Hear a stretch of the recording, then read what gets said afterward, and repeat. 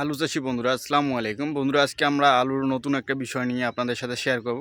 তো বন্ধুরা, বিষয়টা হচ্ছে যে আলু গাছের কিন্তু ডগা বর্তমান অনেক গাছের ছত্রাকে আক্রমণ করেছে, ডগা পচে যাচ্ছে, অনেক পাতার উপর ছোপ ছোপ দাগ দেখা যাচ্ছে।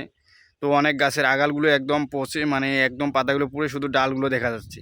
তো এরকম ছত্রাকে আক্রমণ ঘটলে বা আলুর ডগা পচা বা মরক রোগ ধরলে আপনার কী ওষুধ প্রয়োগ করবেন বা কী ওষুধ প্রয়োগ করলে আপনার আলু গাছের ডগা পচা এই মরক রোগটা দমন করতে পারবেন। তো এটাই আজকে আমরা বিস্তারিত জানবো। তো মাত্র একটি স্প্রে করলে আপনারা কিন্তু এই রোগটা দমন করতে পারবেন। তো কী ওষুধ স্প্রে করলে আপনারা এই রোগটা দমন করতে পারবেন, তো সেটাই আজকে আমরা জানবো।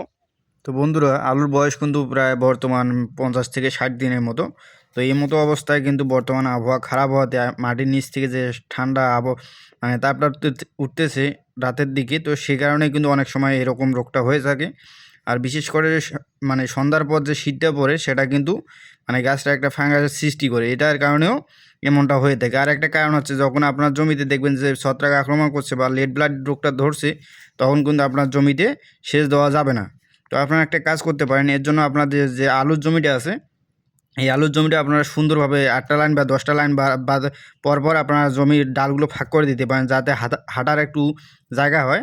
তো তাতে আপনারা সুবিধা পাবেন কি, এই ফাঁকা ফাঁকা জায়গা দিয়ে আপনারা স্প্রে করার সুযোগ সুবিধা ভালো পাবেন।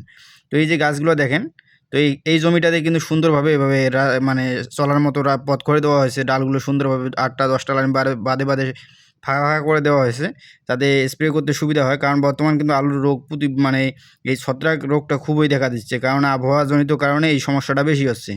তো এই কারণে আপনাকে একটা কাজ করতে হবে, যখন আপনার জমিতে এইরকম দেখা দিবে, তো এর জন্য আপনার কীটনাশক প্রয়োগ করবেন।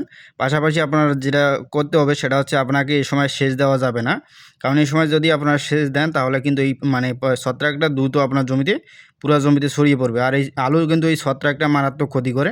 তো এই ডালগুলো আপনারা দেখলে বুঝবেন যে ডালগুলো কীভাবে পাতাটাতে একদম পচে গেছে, একদম নষ্ট হয়ে গেছে। তো এইভাবে পচে গেলে আপনারা দেখবেন যে আলুর ফলনটা অনেকটা কমে যাবে। এমনিতে আলুর দাম অনেক কম, আর যদি পাশাপাশি আলুর বিভিন্ন রকমের সমস্যা হয়, তাহলে কিন্তু আলুর যেটা আসল উঠার কথা, সেটা আসলটা পর্যন্ত উঠতে পারবে না। তো এই কারণে আপনাকে কীটনাশক ব্যবহার করতে হবে। তো কী কীটনাশক বর্তমান আপনারা অনেকেই কী করেন যে একটা ওষুধ বারবার ব্যবহার করেন, এটা কিন্তু করা যাবে না। আপনাকে ওষুধ চেঞ্জ করে প্রয়োগ করতে হবে, তাহলে কিন্তু আপনারা কাজটা ভালো পাবেন।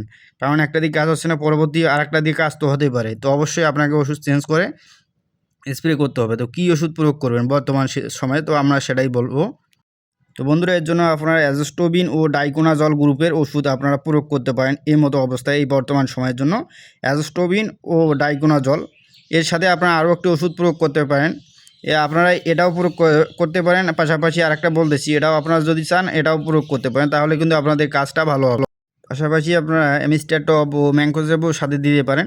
তো অ্যামিস্টার টপটা দিলেও কিন্তু আপনাদের কাজটা অনেকটা ভালো হবে, কারণ অ্যামিস্টার টপও কিন্তু ছত্রাকের জন্য খুব ভালো কাজ করে।